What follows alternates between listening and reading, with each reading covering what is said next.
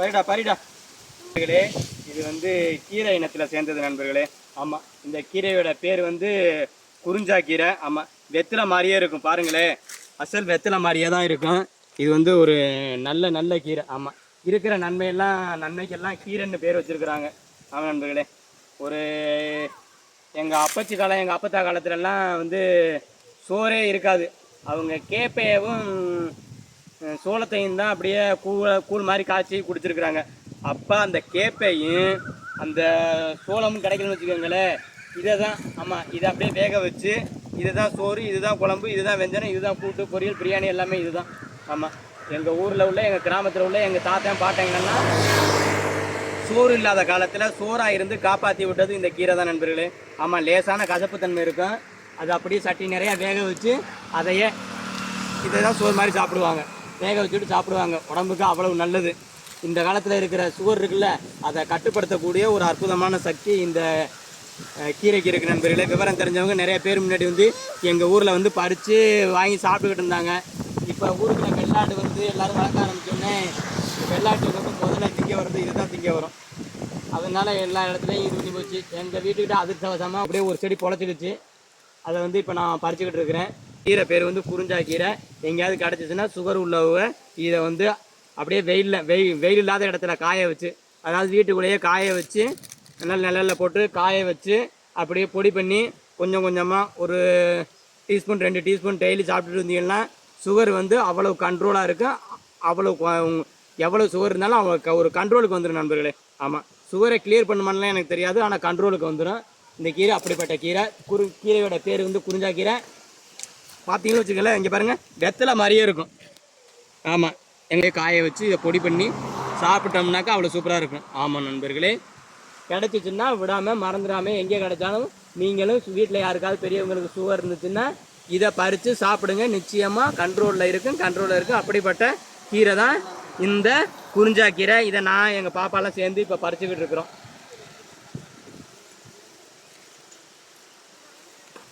இங்கிட்டு வாங்க. எங்கள் மச்சான் கேட்டிருக்காரு, இப்போ அவருக்காக தான் நான் பறிச்சுக்கிட்டு இருக்கிறேன். ஆமாம், அவர் வந்து எப்போவுமே இதை விரும்பி சாப்பிடுவார். உடம்புல வந்து கசப்புத்தன்மையை வந்து கொஞ்சம் அதிகரிக்கும். அதனால் வயிற்றில் எந்த பூச்சி புழு இருந்துச்சுனாலும் வெளில வந்துடும். அப்புறம் வந்து நம்மளுடைய ரத்தத்தை வந்து ஓரளவு ரத்தத்தில் இருக்கிற நச்சுத்தன்மையை போக்கக்கூடியதில் இதுக்கு ஒரு பெரும் பங்கு இருக்குது நண்பர்களே. அதனாலேயே இதை வந்து எங்கள் மச்சான் விரும்பி சாப்பிடுவார். இப்போ அதுக்காக தான் பறிச்சுக்கிட்டு இருக்கிறேன். நானும் இதை போட்டு தள்ளிடுவேன். ஆமாம், ஒரு மாதத்துக்கு மேலே ஆச்சு நாங்கள் சாப்பிட்டு. இன்றைக்கி நாளைக்கே இதை நாங்கள் வேக வச்சு போட்டு தள்ளிடுவோம் நண்பர்களே. போட்டு தள்ளினோம்னா நான் உங்களுக்கு காமிக்கிறேன். ஆமாம், சாப்பாட்டுக்கு கடிச்சிக்கலாம். லேசாக கசப்பு தன்மை இருக்குது நண்பர்களே, ஆனால் உடம்புக்கு அவ்வளோ நல்லது. ஆமாம், நல்லது மட்டும் செய்யக்கூடியதுன்னா அது கீரை. அந்த கீரையில் இதுவும் ஒரு கீரை. இந்த கீரையோட பேர் தான் குறிஞ்சா கீரை. இப்போ குறிஞ்சா கீரையை பற்றி தெரிஞ்சிருப்பீங்க. எங்கே கிடச்சிச்சுனாலும் நிச்சயம் வாங்கி சாப்பிடுங்க. நிச்சயம் சாப்பிடுங்க. நாங்கள் இந்த பறிச்சுக்கிட்டு எல்லாத்தையும் பறிச்சுட்டு அப்புறமேட்டுக்கு மட்டும் நான் காமிக்கிறேன் நண்பர்களே. ஓகே,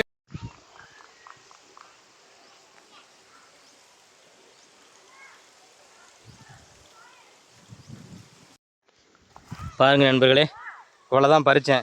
பறிக்கலாம், ஆனால் பொறுமை வேணும். 1-2 இலையாக பறிக்கணும். கூட இன்னொரு வேறு செடியோட இலையும் சேர்ந்துருக்குது. அதனால எல்லாத்தையும் அப்படி பறிக்க முடியாது. அதனால் பொறுமையாக பறிக்கணும். சூக வேலை இருக்குதா, அது வேலையும் காட்டுது. நம்ம கொஞ்சம் பொறுமையாக மெல்ல பறிப்போம். ஆமாம் நண்பர்களே, பாருங்கள், இதில் ஒரு செடி இருக்குது. இதுக்கு பேர் வேரிலா கொத்தான் நண்பர்களே. ஆமாம், இதுக்கு பேர் என்ன தெரியுமா? வேரிலா கொத்தான். இந்த செடியோடவே பின்னிக்கிறோம், கீழே வேரே போகாது. வேரே போகாமல் இந்த செடியோடு பின்னிக்கிட்டு நல்லா அப்படியே பச்சை பசேல் இருக்கும். ஆமாம், வேரே இல்லாமல் இருக்கிறதுக்கு தான் இதுக்கு பேர் வேரிலா கொத்தான். இதை பாருங்களேன், இது இந்த செடியிலையும் காமிக்கிறேன் எங்கே இருக்குதுன்னு.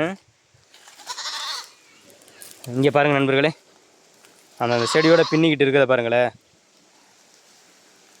இந்தா இதுதான் வேரிலா கொத்தான் நண்பர்களே.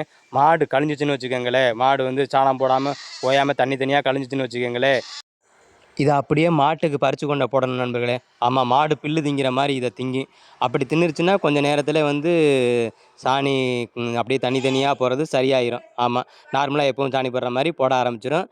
ஆமாம், இந்த வேரிலா கொத்தான் நிறையா காட்டு சைடு, இந்த மரத்து மேலே தான் அதிகமாக கிடக்கும். கொடி செடியோடு நல்லா படர்ந்து கிடக்கும். அதை ஒரு இலக்கு கொண்டு போய் தான் நீங்கள் பறிக்க முடியும். அப்படி பறித்து மாடு வீட்டில் தண்ணியாக கழிஞ்சிச்சின்னா இதை வந்து பில்லு மாதிரி பறித்து கொண்டு போய் போடுங்க. ஒரு கைப்பிடிக்கு மேலே கொண்டு போட்டிங்கன்னா அது உடனே எடுத்து பில்லு திங்கிற மாதிரி தின்றும். அப்படி தின்னுச்சுன்னா கொஞ்ச நேரத்தில் அதுக்கு நல்ல பலன் கிடைக்கும். இந்த வளர்ச்சிங்கிற பேரால் உணவு மாற்றம் ஏற்பட்டு நாம் நம்மளோட பாரம்பரிய உணவு முறையிலேருந்து ரொம்ப தூரம் விலகி வந்துட்டோங்க. ஆமாம், எது சுவையாக இருக்குதோ அதை வாங்கி சாப்பிடணும்னு முடிவெடுத்ததால் வந்ததாங்க பல வியாதிகள். அப்படி ஒட்டி கொண்ட வியாதிகளை இப்போ கூட விரட்ட முடியும். அது நம்ம பக்கத்தில் இருக்கிற நமக்கு தெரிஞ்ச மூலிகைகள் நம்மளை சுற்றியே இருக்குது. அதை மீண்டும் பயன்படுத்தினோம்னா இந்த வியாதிகளை எட்டி விரட்ட முடியும்.